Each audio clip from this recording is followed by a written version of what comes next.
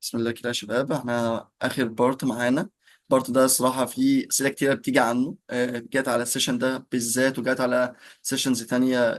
برضو فكره السوفت سكيلز. والله يا باشمهندس، انا برضو حابب اسال حضرتك في الموضوع ده، وجبنا سيرته اكتر من مره خلال السيشن خلال بارت 1 و 2. فكره السوفت سكيلز، يعني نتكلم اول از ميكانيكال ديزاينر او از انجينير، يعني ممكن احب اخليها از انجينير الاول. شايفه ايه السوفت سكيلز تمام. المهمه اللي كتير من الشباب مثلا والله خلال الجامعه يقول لك لا، مش مهتم انا بالسوفت سكيلز، انا يهمني التكنيكاليتي بس. رايح حضرتك ايه في الاول بس؟ طيب احنا ممكن نتكلم الأول عن السوفت سكيلز اللي هي الحاجات المعروفة لأكتر الناس، وخصوصا في مرحلة بتاعة الستودنت في الجامعة. ممكن الكوميونيكيشن سكيلز. الكوميونيكيشن سكيلز دي المفروض تكون موجودة عند أي إنسان في الطبيعي، مش شرط ان هو ستودنت، مش شرط ان هو يكون مهندس. فكرة انت ازاي بتعرف تتعامل مع اللي قدامك، بتعرف تتعامل اصلا مع نفسك، بتعرف تتعامل مع اخواتك في البيت، مع زمايلك في الكلية، مع صحابك الشخصيين. حتى الكوميونيكيشن سكيلز طبيعي، دي حاجة كإنسان لازم تكون عندنا كلنا. هل الكوميونيكيشن سكيلز دي حاجة جوه كل واحد فينا ولا هي حاجة مكتسبة؟ في ناس ما شاء الله عليهم بيكونوا اجتماعيين مثلا، بيعرفوا ازاي يتعاملوا مع الناس اللي حواليهم بسرعة، يتعاملوا مع كل شخص حسب هو يفهموا شخصية اللي قدامهم ويفرقوا بين ازاي يتعاملوا هنا وهنا. في ناس متألقين في كده. بس هل الحاجات دي ينفع تكتسب؟ ينفع عادي جدا.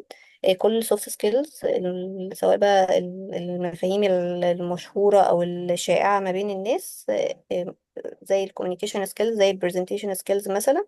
دي كلها حاجات هي موجودة في ناس معينين بشكل فطري، بس هي كلها صفات تكتسب.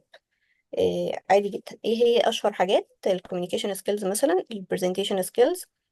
دول اكتر اتنين مهمين في المرحلة بتاعة الستودنت. لازم يكونوا عندك يعني. أهمهم طبعا البرزنتيشن سكيلز. انت طول ما انت في مراحل الكلية أكيد بتتعرض للي انت بتعمل سيمينار معين. بتطلع فترة الجراديويشن بروجكت أكيد بيعملوا برضو بشكل كبير شوية. فلازم تكون بتدرب نفسك الفترة دي.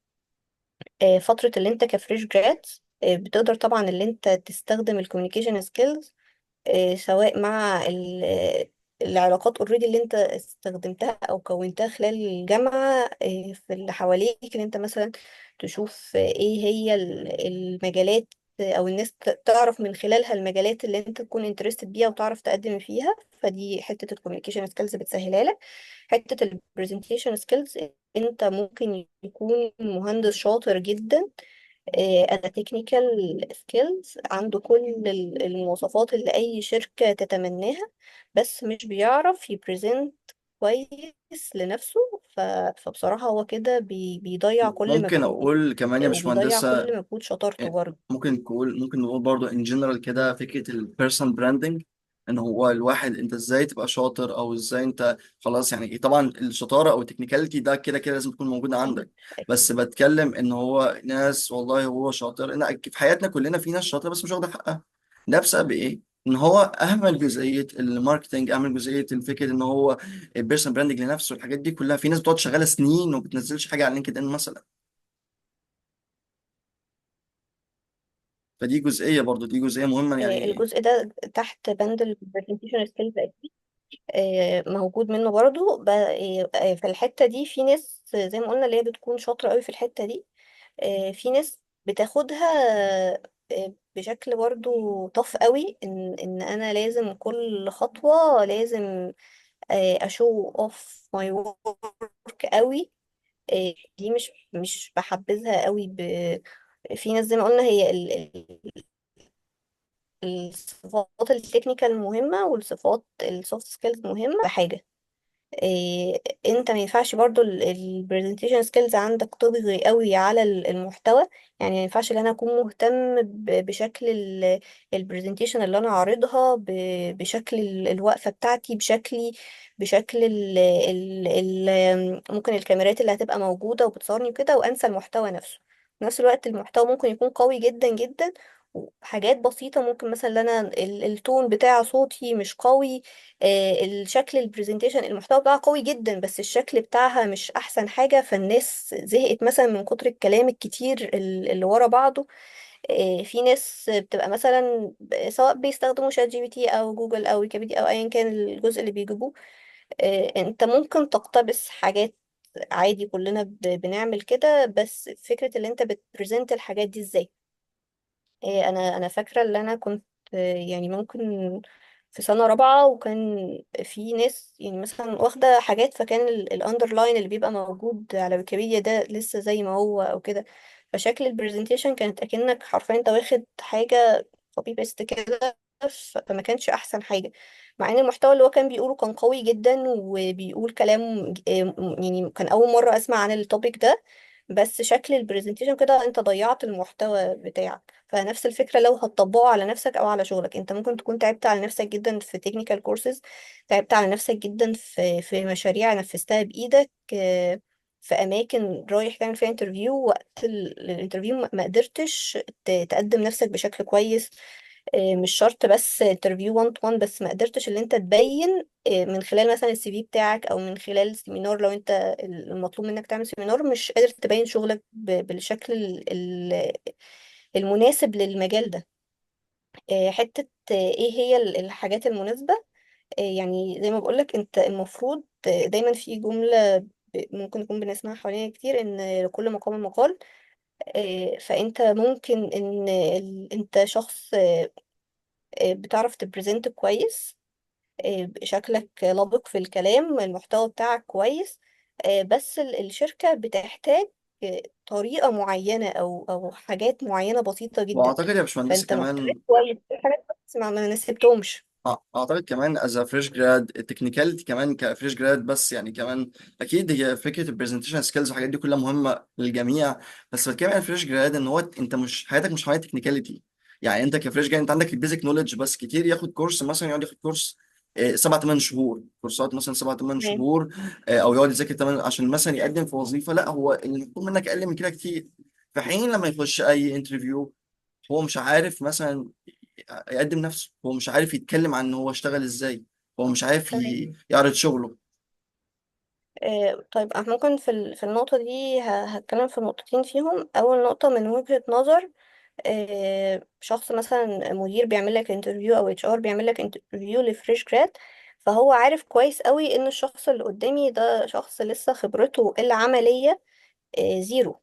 ممكن خبرة المشاريع أثناء الكلية أو كده، بس الخبرة العملية في مجال الشغل اللي هو جايله هتبقى من زيرو لشهور. ممكن مثلا يكون نزل تدريب في شركة معينة اشتغل بإيده شوية، بس هو عارف اللي هو جايب فريش جراد، وعارف ان هو هيدربه من الأول خالص. فهو مش هيدور فيك على الصفات التكنيكال، هو هيدور فيك على بيزك اللي انت عندك، ممكن اللي انت اوبن مايند اللي انت تتعلم الصفات التكنيكال اللي هو هيحتاجها منك بعد كده. بيدور فيك على ايه؟ على حاجات سوفت سكيلز بحتة. هل السوفت سكيلز بحتة اللي هو بيدور عليها فيك في الحتة دي هي مثلا البرزنتيشن؟ لا، مش شرط، يعني شركات وشركات، بس اهم حاجة هو يكون بيدور عليها فيك هو الاتيتيود. دلوقتي نقطة الاتيتيود بتاع الفريش جرادز دي نقطة مهمة جدا جدا، وشركات كتير بقت بتهتم بيها. لأن فعلا المهم أنا كمثلا كمدير بتكلم من وجهة نظره، أنا بعين اتيتيود مش تكنيكاليتي. لأن أي مجال مهما كان التكنيكاليتي بتاعته صعبة احنا نقدر نتعلمها. يعني ما اظنش ان في اي مجال في العالم دلوقتي بقى النو هاو بتاعته ليميتد قوي او مقفول عليها قوي. احنا دلوقتي اظن كل المجالات مفتوحة بشكل او باخر ان الناس تعرف تتعلمها، لكن الاتيتيود بتاعك كفريش جراد او كبيرسون عامة، آه، دي بقت نقطة مهمة جدا.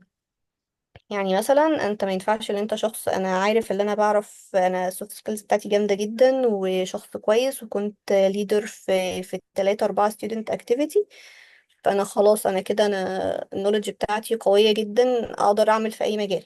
ف فتعرف ان انت فجاه هتلاقيك اكس اكس اكس او مش بيجيلك انترفيوهات سكند انترفيو مثلا. ده بسبب ايه؟ بسبب مثلا انت فيك حته يعني انت فاكر انت عرفت كل حاجة.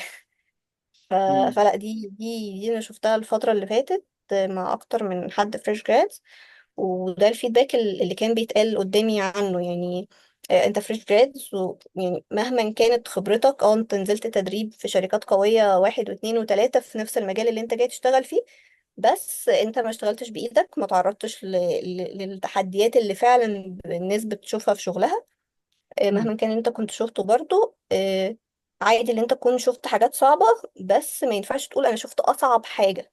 يعني آه، ده يبان ما حتى ينفعش في تبص اكستريم. ده بيبان في الانترفيو مثلا ان هو ما يكبرش اللي هو الحاجات اللي هو السيد اللي اتعلمها دي قوي، يعني يبقى هو باين انا عندي باك جراوند، بس ما لا يعني يعرفش انا نفسه انا ان ما اقصد هو. لا لا، ما اقصدش كده. انا اقصد ان انت امال. يعني انت من جواك تبقى عارف، انت تبقى مصدق اصلا النقطة دي. احنا كلنا مهما كان مجال شغلنا صعب جدا، ومهما كان قابل حاجات فاكرينها صعبة جدا، فاكيد ما شفناش اصعب حاجة. دي حاجة تبقى انت يعني شايفها من جواك. يعني دايما ممكن اكتر شخص تلاقيه ناجح جدا في مجاله ومحبوب جدا في مجاله، ده تلاقيه اكتر شخص متواضع، واكتر شخص بيقولك ما تيجي تعلمني كذا. اللي هو يعني انا كنت بستغرب جدا اللي هو شخص بالمكانة دي العملية والعلمية، وبيجي يقول لي انا كفريش جراد ما تيجي تعلميني الحتة دي. فعلى طول لما تسمع كلمة زي دي من شخص، تعرف ان ده اصلا بيبقى الطب فعلا في المجال، بس هو مش بيبقى شايف فعلا نفسه الطب في المجال. إيه، لسه ممكن مثلا من شهرين انا كنت فعلا قاعدة مع شخصية من الشخصيات اللي تعتبر في مجال الشغل ده بإقرار من كل اللي حواليهم، وحتى الكومبيتيتورز بتاع المجال ده بيجوا مخصوص يتعلموا منه حاجات. كان بيتناقش في مشكلة، وفي شخص جه هو مش عارفه هو مين. فهو ببساطة بيقول له انت ليه ما بتعرفش تعمل الحاجة دي؟ ده انا بعملها بسهولة جدا من وانا في الكلية. فقال له طب تمام ماشي، ابقى فهمني بتتعمل ازاي، وحاضر نعملها يا باشمهندس. فهو ما يعني انا لما قلت له الشخص ده، يعني هو اكيد هو اصلا اللي دخل الحاجة دي في المجال ده اصلا. مم. فلا عادي، طب ما انا بعرف اعملها من وانا في الكلية. فعادي، فانا ممكن اكون احسن منه فيها. فهو تمام، ده وارد ان ممكن يبقى شخص صغير احسن من شخص كبير وعادي، بس الاتيتيود اللي بتقول بيه الكلام او الحاجة دي كفيلة جدا ان هي تضيع فرص كتير جدا من الناس. دي حقيقة. فحتة الاتيتيود دي بقت منتشرة جدا. ودي حاجة سلبية انا شفتها، طب فحبيت بس الناس تبقى عندها فكرة برضو طب بيتقال كويس عليهم ايه، او جدا. الفيدباك عن النقطة دي ايه. حلو جدا. طب ازاي بقى عرفنا المشكلة وعملنا عليها هايلايت؟ ازاي يا باشمهندس نقدر نطور السكيل دي، او ازاي نقدر نحل المشكلة دي؟ تمام. في جزء مهم جدا جوه بند الكوميونيكيشن سكيلز، هو اسمه الافكتيف listening. انت كفريش جراد، انت مش مطلوب منك او مش بيبقى متوقع منك اللي انت تعمل شغل 100%. لا، انت بيبقى متوقع منك اللي انت تتعلم بنسبة، يعني بنسبة كبيرة ممكن توصل ل100%، عادي. فانت ازاي هتحاول تتعلم ده، وازاي توصل لمستوى كويس او مستوى مبهر تبهر بيه ناس فوقيك او ليفل اعلى. اللي انت تكون بتسمع كويس، بتتعلم كويس، عندك استعداد اصلا ان انت تتعلم وتفهم السايكل ماشية مثلا من هنا لهنا. ما ينفعش مثلا ان انا كميكانيكال ديزاينر، فانا لا، انا ميكانيكال ديزاين انا جاي برسم بس. مم. طب ما احنا ممكن يعني نشوف هل انا كميكانيكال ديزاينر ينفع اعمل حاجات تانية. عادي ينفع يكون عندك الاستعداد ده اللي انت تسمع وتفهم وتشوف ده يناسبك فعلا تنفذه ولا لا. النقطة دي بتكون نقطة مهمة. فحتة الاتيتيود واللي انت تبقى مدرب نفسك على الاتيتيود تدخل فيه، دي نقطة مهمة. الجزء زي ما بيقولوا اللي انت بتعرف ايموشن تتحكم في الكوميونيكيشن كده بشكل بوزيتيف ايموشنال، دي حاجة كويسة جدا برضو. تعرف تتعامل ازاي حواليك مع زمايلك في التيم. كل الحاجات دي لما انت تتدرب عليها من وانت ستودنت، سواء تدخل ستودنت اكتيفيتيز كتيرة تفيدك بعد كده. دي حتة بقى انت، دي اللي بيبقى متوقع منك كفريش جراد. لو عندك بيكون ليك أسبقية جدا، بيكون مم. ليك اد فاليو جدا، لان انت اوريدي جاي مجرب الحاجات دي. انا كممكن ك اتش ار او كمانجر بيدور في الناس على الحاجات دي، الناس اللي خدت اوريدي الخبرة دي. لان احنا اتفقنا اللي هو سهل يعلمه الحاجات التكنيكال، بس هو مش سهل اللي هو هيعلمه الحاجات الشخصيه. فلما بيجي له شخص اتعرض اوريدي المواقف، عارف ازاي يتعامل مع تيم. من شويه سالنا انا كمدير او ليدر في تيم، ازاي اساين صح للناس اللي معايا، او ازاي اديرهم صح. فهي في النقطه دي، انت يعني لما احنا بتبقى قبل السيشن يا باشمهندسة كنت اتكلمت مع حضرتك انك عملتي انترفيوز لعدد من المشمهندسين، اعتقد دي بقى الحاجات اللي كنت اكيد بتركزي عليها في الانترفيو، انك مثلا او بتشوفيها في الاشخاص المعينة مثلا. هو ممكن يعني كنت لما بتسأل مثلا ايه الحاجات علشان فرق اجيال او كده، آه، كان ممكن كان دوري اللي هو بس تقريب وجهات النظر ما مم. بين ممكن جين زي وما بين جين اكس. في جيل كده اللي هو بتاعي ده وقع. فكانت ممكن يعني ان لا عادي، ان الناس زي ما كنا بنقول ان الاجيال الجديده مندفعه شويه زياده، وممكن الاجيال الاكبر مننا مش بتتقبل الفكره دي بسهوله. مم. كان ساعات مثلا طب اساعد في الحته دي اللي هو ان دي بقت صفة عامة عادي. فايه الصفات اللي لأ، ده الريد لاين ان اي مدير مش بيتقبله. حتة مش الاندفاع السلبي لأ، لكن الاتيتيود اللي بيكون اكستريم، اللي مم. هو انا احسن شخص في المجال، انا اكبر شخص في المجال، انا كده. فدي اللي انا بشوفها دايما بيتحط عليها اكس من المديرين. مم. حلو. حتة حلو قوي النقط. المميزات مثلا اللي بيدوروا عليها، زي ما بقولك اللي هو كل ما يكون الشخص خاض تجارب حتى لو بسكيل صغير، سكيل مم. الستودنت اكتيفيتيز، سكيل اللي هو حتى ترتيب نفسه بشكل شخصي. ممكن شخص ما بيحبش الستودنت اكتيفيتيز، دي حاجة عادية جدا، مم. بس بيطبق كل الكلام اللي قلناه من أول السيشن ده على نفسه بشكل شخصي، مثلا بترتيب مذاكرته، اختياراته أصلا للحاجات اللي بيحب يشوفها يذاكرها يقراها. لو طبق نفس الكلام ده بشكل على سكيل صغير، شكل عليه هو نفسه، مم. بتكون بتأدي نفس النتيجة يعني. حلو قوي. حلو قوي النقط دي يا باشمهندس. انا شايف الصراحه والله كميه المعلومات اللي يبقى عند الطالب هو في دماغه عارف ان انا والله الحوار مش تكنيكاليتي بس، حوار فيه سكيلز، حوار فيه حاجات لازم تكون عارفها. تجرب كل حاجه. مثلا وانت في الجامعه انت مش خسران حاجه، جرب. والله خش تيم، جرب تتعامل ازاي، ممكن تدي حاجة مثلا معاك شغال في التيم ازاي تتعامل مع الممبر اللي لو واحد زيك، ازاي تتعامل مع اللي اعلى منك. الحاجات دي كلها بتفرق انك تتعلم. فانا شايف دي جزئيه حلوه جدا يا باشمهندسه. والله فعلا يعني انا يعني شايف دي من افضل الاجزاء كمان في السيشن. الشباب بتعرف ان الجزء ده مهم. حتى الشباب والفريش جراد كتير من الشباب شايف ان هو والله انا لو حليت المشكله دي كتكنيكاليتي خلاص انا خلصت كده. لا، هو انت ازاي حلتها، وازاي تعرضها للي اعلى منك، وازاي تعرضها لزمايلك، وازاي لو مثلا في تعديل. الحاجات دي كلها طبعا مهمه اكيد. انا بس عشان ما اطولش على حضرتك، انا اعتقد كده احنا جاوبنا على اغلبيه الاسئله واتكلمنا في مواضيع كتير مهمه. فعلا السيشن والله حضرتك كفيتي ووفيتي فعلا والله يا باشمهندسه. السيشن فعلا كانت مليانه كميه معلومات والله. انا شايف اللي يسمعها هيفرق معاه جدا جدا في الحياه بتاعته، في الشغل بتاعه. فيعني والله جزاك الله خير يا باشمهندس، والله يعني سيشن جميله جدا جدا جدا. بس لو هختم بحاجة، أنا بس حابة أختم ب بجزء كده بسيط، ان اتمنى ان الناس برضو يعني يكون محدده لنفسها هدفها. إيه، زي ما بيقولوا كده بيستحدثوا نيتهم هم. ليه انا بذاكر؟ انا ليه عايز اتخرج بمجموع كويس؟ انا ليه عايز اشتغل في شركه كويسه؟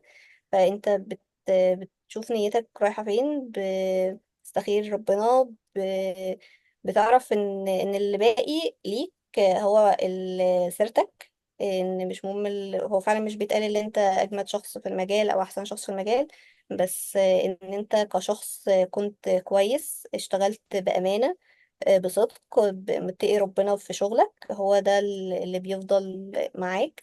سواء في سنين كليتك زمايلك بيفتكروك بعد كده بإيه، بعد كده في شغلك ممكن تتنقل من شغل لشغل عادي، اللي انا ممكن ارجع لشغل قديم. فدايما كنت بقول ان انت الواحد بيكون سايب يعني سمعة كويسة وسيرة كويسة في المكان، مش علشان بس اللي انت لما ممكن ترجع لهم تاني او الناس بتتنقل، لأ، بس علشان هو كله يعني فعلا بتفرق جدا، بتفرق ليك كمفهوم ليك، بتفرق ليك ربنا فعلا بيفتح لك أبواب عمرك ما كنت بتتخيلها طول ما انت يعني محسن الظن في ربنا ومصفي نيتك بس. شكرا والله يا باشمهندس، انا شايف دي والله من النقط الجميله جدا، كويس ان حضرتك قلتيها.